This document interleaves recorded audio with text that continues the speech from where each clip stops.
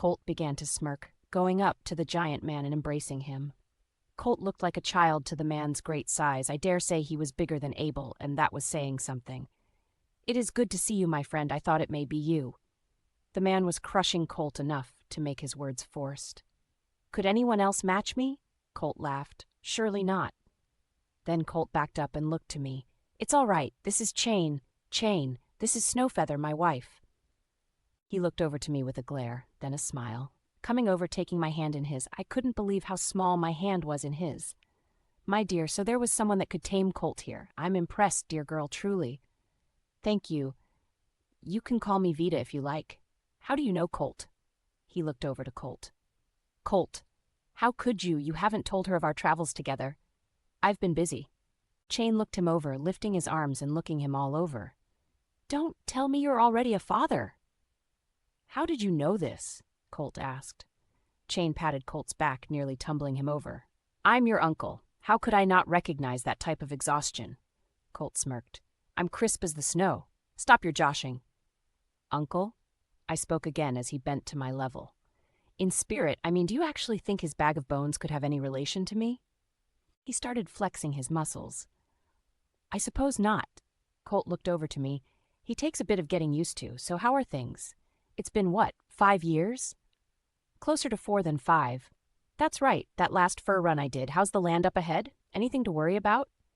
"Honestly, Colt, I'm hurt to the bitter core you forgot our last hunt." "Oh, come on, a lot's been going on." "I know." Chain held his finger to his nose. "It's been said Harltz is gone, so I was actually headed to the herd now to see if it was true for my own eyes, and then there was talk of a redhead killing the Great Spirit from the talk. I thought it to be a man, but seeing you, dear one, I have to wonder if you tame bears like you do your man?" "Well, I didn't tame it. I killed it with help. See, I knew I'd like you. I just knew it had to be you from the moment I saw you on that horse." Colt looked to Atropos. "Oh, I hadn't thought of that. You will stick out on him if the word had gotten out this far." "Never you worry about that. Come to my camp and I will give the solution. By and by, who is that with you? I don't recognize them from the herd." "This is Dr. Furnius and Henry, not of my herd, but companions on the road." "Your herd, you say? You don't mean to say Marshall stepped down?" "He wanted to rest in his better years, not his oldest years." "And your brother?" "Off making his own way with a small herd and a wolf girl."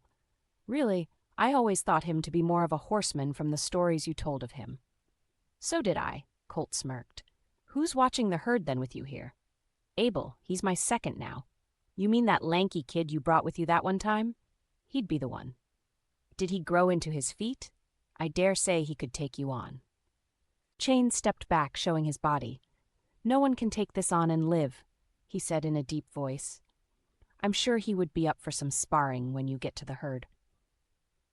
"I might just do that. What are you doing out this way?" "Just checking on a place called Aeon Villa. Have you been there before or heard of it?" "I should say the keeper of secret chains knows all tribes. Aeon Villa keeps to itself, but others seek it to find help with their health if desperately needed." "Should I ask if your health is well?" "We are all fine, but just wanted to check it out, perhaps make a trading proposal." "Colt, are you trying to take my job?" "Not at all, it's just a precaution." "I see. Well, then you're going the right way. A few more weeks and you will be there. Word of caution, nothing is free with them." "I expect as much." "Now then, come with me to camp."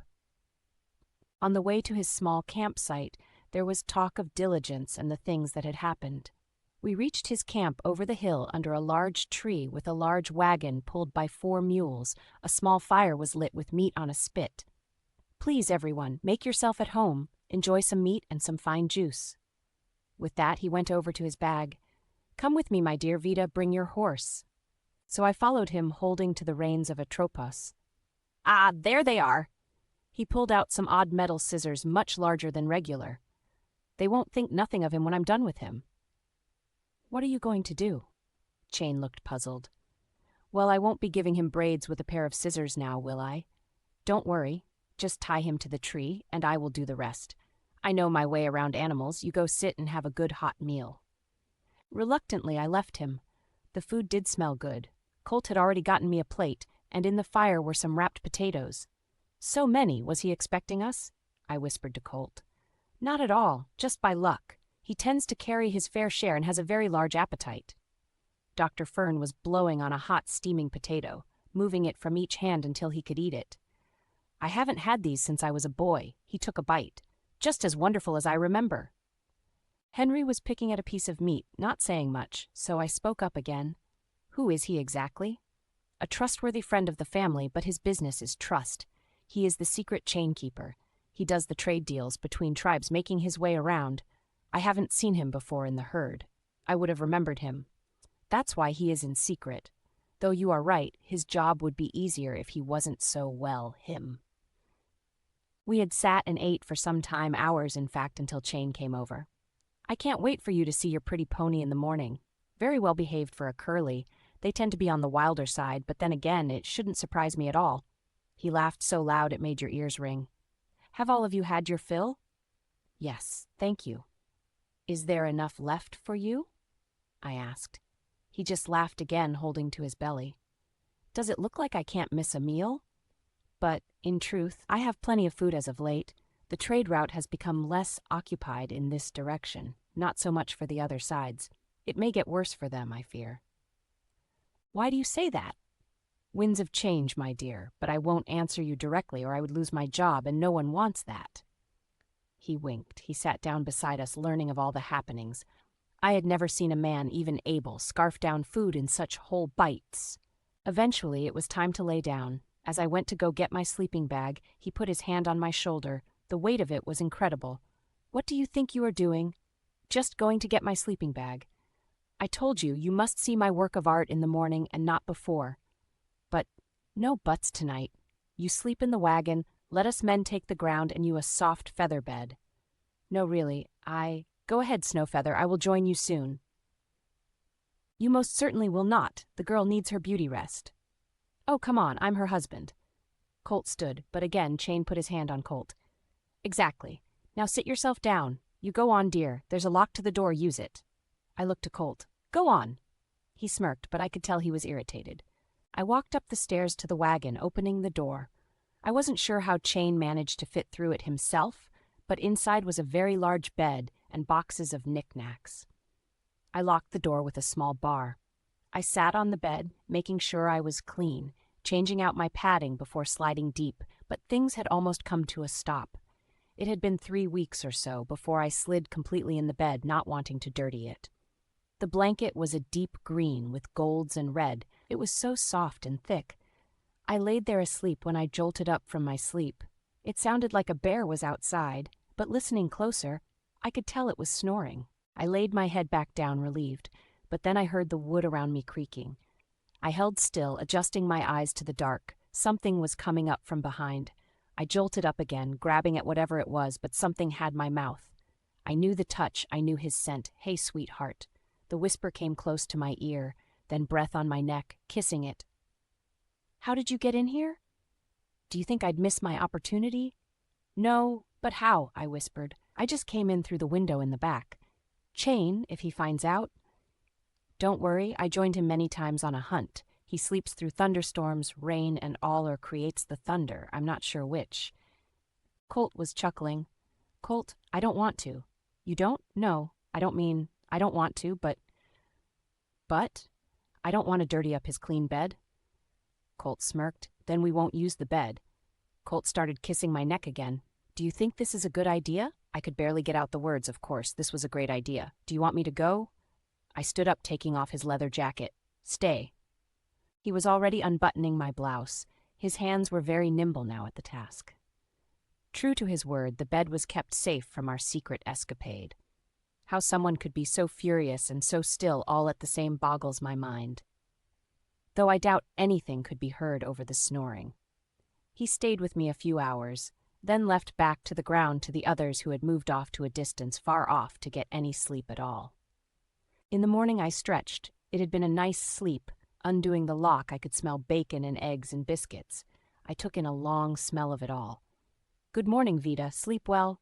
Very well. See, I told them I don't snore. Well, I was about to speak. Well, let's get you fed. I hope you like eggs, bacon, biscuits with blackberry jam, softly toasted. Absolutely. Good girl with an appetite. Where are the others? Oh, still sleeping, except Colt. He went off to do whatever Colt does. I told him to let the others sleep in. I should wake them for breakfast. Now, Vita, we know how Colt is. This might be their last chance for a good sleep. Let them sleep. You go ahead and get started on breakfast. I hope I didn't burn the bacon. I like mine with a crunch. I do too. I smiled as he handed me a plate overly filled. I don't think I can eat all of this. I shyly spoke. Eat what you can. You will need it. Then we will look to your horse afterward, and I have packed you all enough fresh supplies to finish your journey. Thank you. I don't think we have enough to pay you for all you have done. Dearest one, I'm not paid in money. What would I do with it? Then what? Chain put his finger to his lips.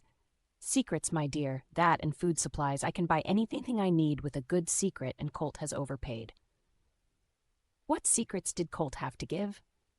I thought to myself, but I hadn't time to ask when Fern and Henry came over. Oh, that does smell good. Fernius was grabbing a plate from Chain. Henry turned it down. Come on, you have to eat. No, I'm not hungry. You barely touched your plate last night. I see.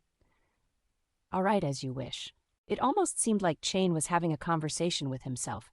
Colt was returning as Chain grabbed my hand. Come with me. He walked me over to the field. Whistle for him. I did as I was told. As Atropos grew close, I could see he was shaven short. You wouldn't know him from a regular horse. His mane and tail had been dyed black and braided. I barely recognize him. Some of my best work. The dye won't come off for months, so hopefully you will be back home by then. Thank you again. He looked to me. Do me a favor. As payment, keep that man of yours safe. He's a good one, unlike most I have come across. I would do that either way. You have my word on it. Anyone that can take down a bear, I dare say, can keep their word, and I believe it. I hope our paths come together once more sooner than the last. I'm sure it will. Tell Abel and them things are going well. I shall. With that, we entered the camp, where Colt was now eating a biscuit on Mac. We best be going. See, that's what I mean. Chain put his arm up and slapped it back down to his side. We all climbed on our horses. May you have peaceful footsteps, my friend. Chain spoke out softly. You as well. Colt nodded back, turning his horse Mac to go. We took off at a fast trot for a while, finally slowing. The weeks were as easy as any could be, except just as Chain had predicted. And with the food he had overgiven us, there was no need to stop for hunting. One day in the evening, Mac stopped in his tracks. What is it? Colt asked. In the morning over the ridge is Aeon Villa. Good job, we shall rest the night here then.